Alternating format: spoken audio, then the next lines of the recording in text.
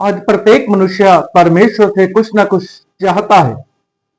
एक व्यक्ति परमेश्वर से अपने परिवार के लिए कुछ चाहता है, एक व्यक्ति परमेश्वर से अपने बच्चों के लिए कुछ चाहता है, एक व्यक्ति अपने जीवन के लिए परमेश्वर से कुछ चाहता है। इस संसार के अंदर प्रत्येक मनुष्य के अंदर कोई ना कोई डिजायर है, कोई ना कोई इच्छा है जो वह चाहता है कि प्रभु यीशु मसीह उसके जीवन में पूरी करे। लेकिन आज मैं आपको कहना चाहता हूं मेरे अजीजों, जब परमेश्वर ने आपके जीवन में वह कार्य किए थे, तब आपने परमेश्वर के साथ चलने के लिए कुछ वाचाएं को बांधा था।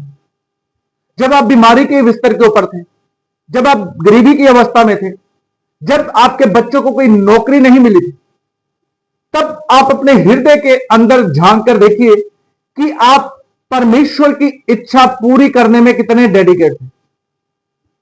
लेकिन जैसे ही हमारी पहली इच्छा परमेश्वर ने पूरी की है, उसके बाद हमारे हृदय के अंदर दूसरी इच्छा जागृत हो चुकी है। यह मनुष्य का स्वभाव है।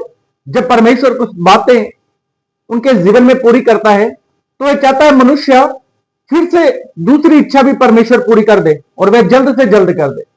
लेकिन आज मैं आपको कहना चाहता हूं, परमेश्वर भी आपसे कुछ चाहता है।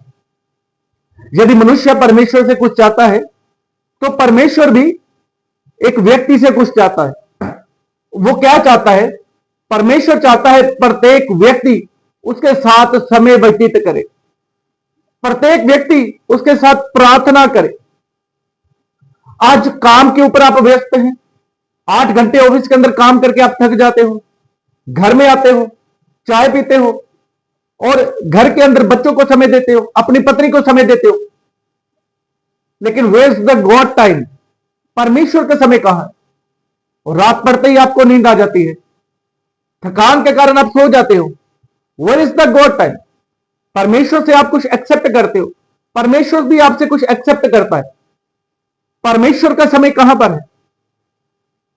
परमेश्वर चाहता है कि आप उसके वचन को जाने, परमेश्वर चाहता है आप उसके वचन में बढ़े। कुलुस्सी की पत्री में इस प्रकार लिखा हुआ है 3 अध्याय उसका 15 पद के अंदर कि परमेश्वर के वचन को अपने हृदय में अधिकारी से बसने दो। परमेश्वर का वचन कहता है ज्ञान के बिना मेरी प्रजा नाश हो रही है। लेकिन आज हमारे पास परमेश्वर के वचन को पढ़ने का समय नहीं है। जिस वचन के माध्यम से हमें जीवन मिला है, जिस वचन के माध्यम से हमें छुटकारा मिला है, जिस वचन के माध्यम से हमें चंगाई मिली है, जिस वचन के माध्यम से हमें आशीष प्राप्त हुई है, उस वचन को आज हम पढ़ना नहीं चाहते। यूट्यूब से कुछ सुन लिया, फेसबुक से कुछ सुन लिया, किसी मैन ऑफ गॉड ने घोषणाएं कर दी, उसे रिसीव कर लिया आमीन करके। किसी ने पोस्ट डाल दी कि अगर आप आमीन लिखोगे तो आपको आशीष मिलेगी, नीचे आमीन लिख दिया, बस 2 मिनट में आपको आशीष मिल जाएगी। नहीं, परमेश्वर आपसे कुछ एक्सेप्ट कर रहा है। परमेश्वर चाहता है कि आप उसके वचन के साथ समय व्यतीत करें। परमेश्वर चाहता है कि आप उसके वचन को स्वयं अपनी जिंदगी में पढ़ें। आज मनुष्य स्वार्थी हो चुका है। वह परमेश्वर से तो बहुत कुछ चाहता है लेकिन परमेश्वर को देना कुछ नहीं चाहता। उसके बाद परमेश्वर चाहता है कि आप उसके लिए गवाही दो, सुसमाचार दो। क्या हम लोगों तक अपनी गवाही को देते हैं? क्या हम स्थानीय पास्टर के साथ मिलकर सेवा को करते हैं? आज प्रत्येक व्यक्ति ऐसे ही सोचता है, प्रत्येक विश्वासी ऐसे ही सोचता है कि ये मेरी सेवा नहीं है, ये पासवान की सेवा है। लेकिन जिस पासवान के माध्यम से परमेश्वर ने आपको आशीष किया, जिस पासवान की प्रार्थनाओं के द्वारा परमेश्वर ने आपको चंगा किया, क्या आप उस पासवान का साथ किस लिए देना है? अभी तक इस बात को नहीं जाना है। आपने उसका साथ प्रभु यीशु मसीह के कारण देना है, जिसके द्वारा परमेश्वर ने आपको आशीष किया है। ये परमेश्वर आपसे एक्सेप्ट करता है, उसके कामों को करना। फिलिप्पुस कोई सेवक नहीं था, सिर्फ कोई सेवक नहीं था, लेकिन परमेश्वर के लिए उन्होंने अपने कार्य किए। मरियम मगदलीनी कोई सेवक नहीं थी, मरियम कोई सेवक नहीं थी, लेकिन प्रभु यीशु मसीह के उन्होंने सुसमाचार को सुनाया।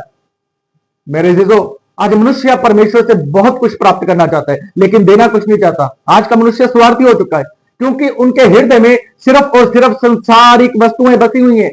और बाइबल कहती है जिनके अंदर संसारिक वस्तुएं हैं उनके अंदर पिता का प्रेम नहीं है।